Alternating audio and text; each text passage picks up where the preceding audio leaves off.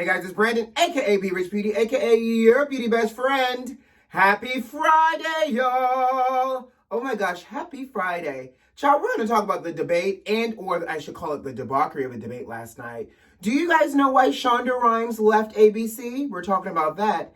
Terrence Howard is suing Fox, and Drip 2 Ivy Park released a preview of the collection. We're talking about that and a lot more. You know what to do. Grab that tea and grab that beverage. Let go.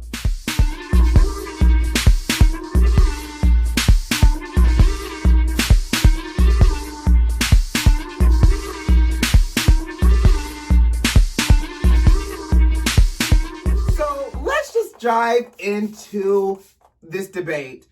So, I really feel like I could have reclaimed 2 hours of my life. I needed to watch it because I want to be an informed American. But is it just me? But I felt like I lost a couple brain cells last night watching it. First of all, let's talk about the moderator, honey. The second black female moderated presidential debate. Kudos to her. And baby, you knew she was not here for the games. She gave those rules clear, concise. She also was very authoritative in her questioning. And I will say, I really wish she had more control of that mic. I thought that she would have the mute button right next to her. So when people started going off on tangents, she could mute people. But I guess the people on the soundboards, on the 1s and 2s, have the doggone mute function because there was a lot of rambling that at times came from both sides, but a lot more from 45 side. Now, can we just go ahead and call the elephant out in the room? He was coached, and I don't know if he was given a whole, volume teeny so that way he could be a little bit more calm. Don't get me wrong, he still was a jackass, and he still spoke in circles, but that same type of energy, that chaotic energy was not there. So bravo to whoever gave him a value teeny or maybe just a straight up cocktail before he went out. Because again, he just was not the kid having a tantrum in the sandbox like he normally was. Now, let's talk about the highlight for the night. Child, I'm the least racist person. I'm so not racist. I mean, I can't even see everybody out there because it's so dark. Now, I was hoping he was talking about maybe the lights were dimmed low and that's why he could not see versus maybe the small amount of sprinkles of black pepper that was in the audience and he was trying to throw in another jab. But newsflash to the non-black people and to everybody else out there. Anytime you have to use your megaphone and your trumpet to say, hi, I'm the least racist person you ever will meet, might be signs that you might be a racist. Not only is it might be signs you might be a racist, that's like the same person as like, hi, I'm not racist because I have a black husband. I'm not racist because I have black children. I'm not racist because I have a black friend at work. Really, sir? Get out of here with that. Let's also talk about how he's so self-absorbed. Anytime you talk about his relationships with the black community, for some reason, he wants to say he's done more for the black community than any other president, except, dun dun dun, y'all know what I'm about to say, right? Abraham Lincoln.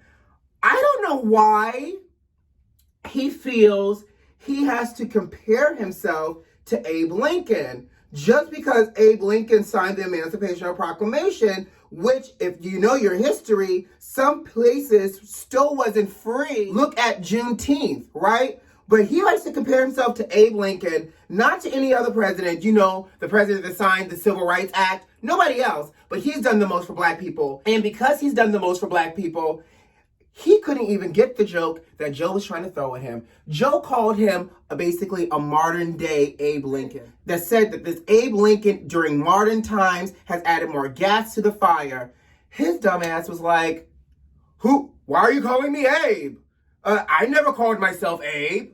Sir, you've compared yourself to Abe. So Joe is trying to be funny here, and you're so far up your own butt, you can't even catch the read. Like, when did I do that? Oh, wait, on that presidential stage. Child, this man... Oh, and let's talk about this whole healthcare plan. Is it just me? But not only is he talking circles about this whole healthcare plan, but this whole healthcare plan feels like a little She by Sheree, you know, spring, summer, joggers, like just random words that don't make sense and don't give us a clear picture of anything. Because y'all know we still waiting on this She by Sheree to come out, and we're still waiting for what a tangible healthcare plan will look like. I just can't. I can't. I try, but I can't. And let me just go ahead and say, we know that Joe Biden's not perfect, but against him, Joe Biden is perfect. I just need to make sure y'all are continuously feeding Joe his ginkgo, his memory pills, his vitamin C, and all of those things. Because did y'all catch? Jill Biden came up cute. She had on a little floral, little frock number. She had on a little matching mask to match it. By the way, Pence, second lady, take notes, right? This is how you dress. Still nice, not necessarily off the rack, but you still look like the American people, unlike Melania, who showed up in a black dress looking like she's about to attend his funeral. Maybe she is foreshadowing what's about to come. In her black funeral-ready floor-length dress, and her red Louboutins. Can we talk about this? This woman's shoe choice, along with her outfit, really upsets me, because anybody who knows how much a Christian Louboutin shoe costs knows that it's an expensive shoe. And that is one of the few shoes that on sight, by looking at the sole, you know who it's by, and you automatically know the value of this shoe. We're in a pandemic. Unemployment is up. People have lost homes, and you choose to show up flaunting your wealth and your access to things in front of the American people. This really burns my biscuits. And I'm from the South, y'all. I don't like burned biscuits. And so she shows up with her black Christian Louboutin heel on, her I'm attending his funeral dress, and her black mask. You see she wore a mask on it. She was dressed in black like the Grim Reaper of Death. But you see she wore a mask. So it makes me think, is she still positive? Is she still contagious? Or is she just smart, unlike her husband, and realized, hell, I need to wear a mask. And if I wasn't fooling up with this man in the first place and wore a mask, I would not have catched the Rona in the first place. Taking it, and we're throwing it out. Moving on. Whoa. I got ahead of myself. Before we can move on, back it up. Aubrey O'Day from Danity Kane herself, I guess she used to be on The Apprentice, and she might have been friends with Trump and his family back in the day, but Mama was not having it for him last night, and she threw up some tweets, baby. Not only did she throw up some tweets, she came for the jugular. He said that Eric hated his daddy, that Ivanka was a lesbian on the low, all allegedly, that Donald Jr. said that Barron is a little shit, right? And that he got mad one time on the plane and threw his plate at the flight attendant. I am here for these tweets. I'm gonna put these tweets up here and here, and I'm just gonna pause real quick so y'all can read these tweets. It's so good. Y'all take a sip. Aubrey, I don't know what Trump did to Aubrey, but Aubrey said, I got the receipts for you today, sir. I am here to play. Now, take all of that, let's ball it back up and throw them away. Now we're officially moving on. So Terrence Howard, Mr. Lucius Lyon himself, is suing 21st Century Fox. Why is he suing? I'm so glad you asked. This fool is suing because he's saying that Fox utilized his image for the Empire logo, you know, with his face sideways, illegally, basically. He said, I don't recall ever sitting down for this photo. I never did a photo shoot for this. And he believes that Fox took that image from Hustle and Flow, the movie that he did, specifically from the scene of him rapping, "It's hard out here for a pimp." Now, here's the thing, Terrence. You might be right. Fox could have stole this. Here's why I'm looking at you a little side eye. Sir, you were on this show for 6 whole seasons. Not 1, not 2, but 6, bish. And you really are just now saying you don't know where they got this emblem and this logo from? In the 6 years while you was collecting your check from Fox and Lee Daniels, you never once stopped to say, hey, by the way, where y'all get this image from? Because I see my face on merchandise that I am not getting a check from, and now I need to understand where y'all got this from so we can license this out properly. But you want to wait till the show is over to now say, oh my God, Where did this come from, sir? Call a spade, say you want your money and collect your money, but don't go about like being all naive, because you ain't that blonde, okay? I mean, you light-skinned, but you ain't blonde. All right, moving on. Now, let's talk about Shonda Rhimes. Now, y'all know I love me some Shonda Rhimes, and in Shonda's heyday, Thursday night was Shonda night. We had Grey's Anatomy, Scandal, and How to Get Away with Murder, right?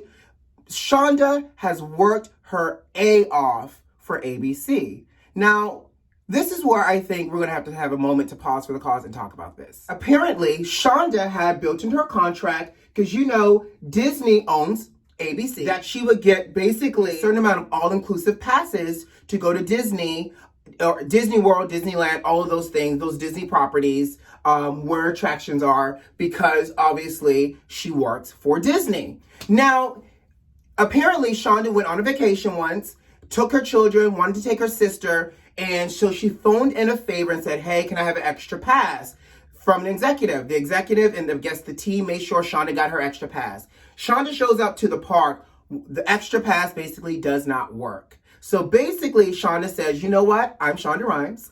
I am the creator for all these great shows and television, and I've done so successful, I'm going to call up one of the top executives at Disney and ask them to fix this for me. So here's where it gets real interesting. So she calls, speaks to the executive. It's like, hey, the pass doesn't work.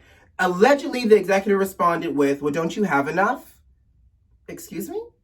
First of all, y'all, I rarely call in a favor. And that's what she says. I don't do this often. I rarely call in a favor. And now you're nickel and diming me on this favor that one you granted, but now is not working. She said that she got off the phone with them. She goes, I'm not going to go back and forth. She got off the phone, called her representatives and said, get me over to Netflix or I'll find new representatives. Now, here's why I want to break this down, because where it seems petty, because it's easy to say, well, girl, Shonda, you've made over $2 billion worth of shows for ABC, so I'm sure you got him paid really well. Yes, she can afford a $155 all-inclusive ticket, but it's the principle.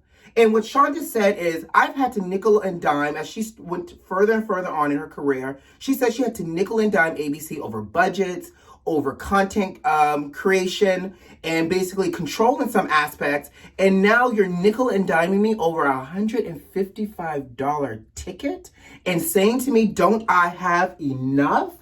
If I had enough, basically, I wouldn't be calling you right now. So the lesson here, people, is she realized she was undervalued in her professional work and even less valued in her personal life, for them to have to nickel and dime her. And good for her to say, you know what, I am okay with packing up shop. I can take all of this black girl magic and move on to someplace else. Listen, Netflix is on the come up with a lot of these shows anyways, but it blew my mind that they lost someone like Shonda Rhimes over $155, right?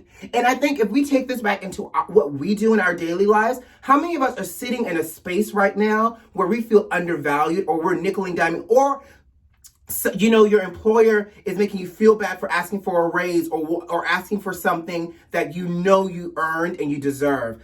Child, you got to stay steadfast, as the old people would say, in understanding your truth, and don't take no wooden nickels. Good for you, Shonda. I feel like we got to talk about this because, you know, on Wednesday, I shared with you all that Beyonce and Ivy Park announced the new Ivy Park collection launching on October 30th called Drip 2.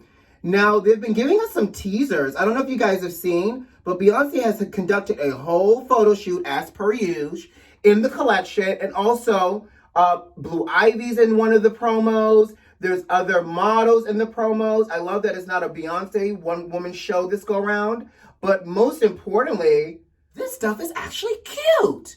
She is giving you suit-inspired athleisure. She is giving you workout girl wear. There are cute tennis shoes. They're fanny packs. Now, I feel like the last Ivy Park, which was the yellow and the burgundy, and this Ivy Park, which basically feels very Easter sunrise type of colors, lime and pink and that beautiful like orange. I feel like the color palettes may have gotten switched originally because, girl, we're going into fall and you over there serving us up Easter Sunday outfits. But I digress.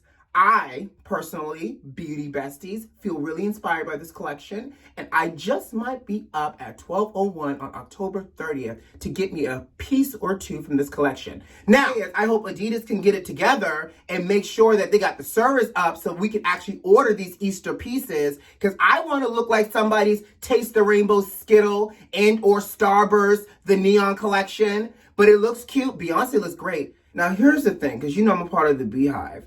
Did she get a little extra happening? Because she looked really extra curvaceous and quite succulent and very well sculpted in these outfits. I don't know if it's the outfits that pulls everything together like a Pillsbury Dope can and or a good pair of Spanx. But baby, she was snatched, tucked, plucked, and cinched in.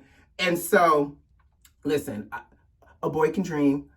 Anyway, she looks good. Child, before I get out of here, we got to talk about it because, you know, Black lives still matter. Child, the judge has thrown out the third-degree charge against Derek Chauvin. You know, the officer who had his knee on George Floyd's neck for 8 minutes and 46 seconds? Yes, that man, he got a charge dismissed. And we all talk about systemic racism doesn't exist. Here's your proof in the pudding sugar. When this president refuses to acknowledge that racism exists and he's, you know, done more since Abraham Lincoln, this is why we have to vote. So, I don't know about y'all, but I'm going to make sure I'm going to be doing some early voting. I hope y'all get out and vote, but most importantly, have a great weekend. Have a great Friday, and I will see you on Monday. But before I get out of here, you know what to do. Subscribe to the channel if you like this video, and leave me a comment. Who loves you?